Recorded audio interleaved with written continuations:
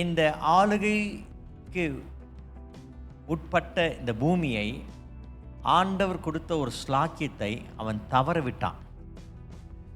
ஆண்டவர் கொடுத்த ஒரு ஸ்லாக்கியத்தை தவற விட்டான்.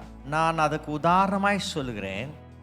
இங்கே இருக்கிற சகோதரர் கரத்தில் ஆண்டவர் ஒரு குடும்பத்தை கொடுத்திருப்பார்.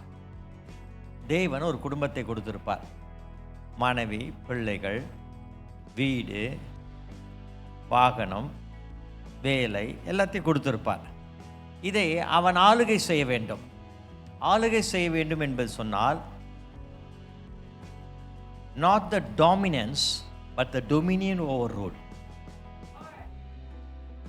ஆங்கிலத்தில் டாமினன்ஸ் என்று சொன்னால் மற்றவர்களை மட்டம் தட்டி அடிமைப்படுத்தி தன் மேலே அவர்கள் மேலே ஏறி அமர்ந்து கொள்வது டாமினன்ஸ், தன்னை மேன்மைப்படுத்திக் கொள்வது.